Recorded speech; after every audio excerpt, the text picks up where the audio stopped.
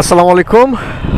বিকালবেলা, আজকে শুক্রবার, বিকালবেলা বের হয়েছি এক ফ্রেন্ডরে নিয়ে, চাচারে নিয়ে যাচ্ছি চারালপাড়া দাপুনিয়ার এদিকে ভাজা পোড়া খাওয়ার জন্য। আর দিনের আলো থাকতে থাকতে বের হয়েছি, কারণ হচ্ছে নর্মালি এর আগে যতবারই আসছি এখানে ঢুকতে ঢুকতে দিনের আলো, সূর্যের আলো নিষ্প্রভ হয়ে যায়।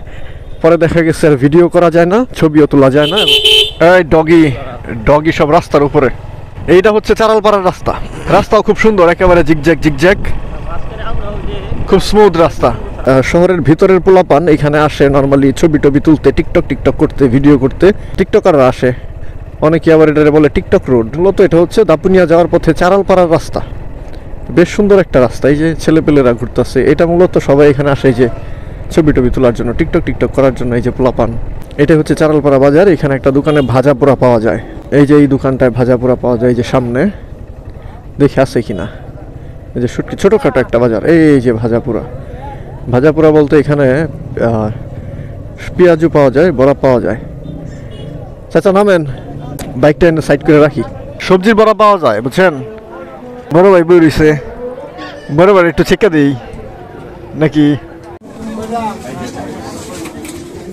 ছোটগুলো নিছেন? হ্যাঁ, ছোটগুলো।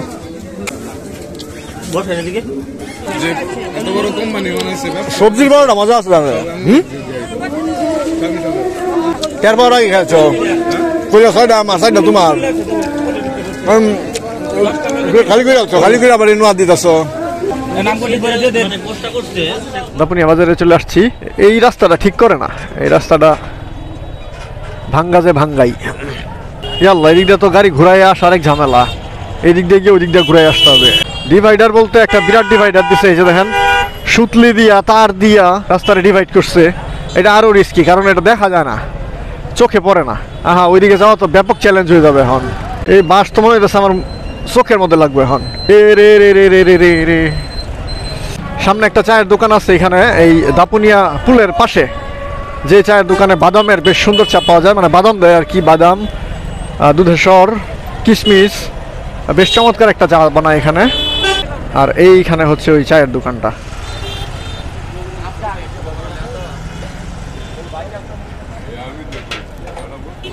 দুটা চা দেন। এই জেনারেল, চা খাবা ভাই? চারটা দেন, চারটা চা দেন, চারটা।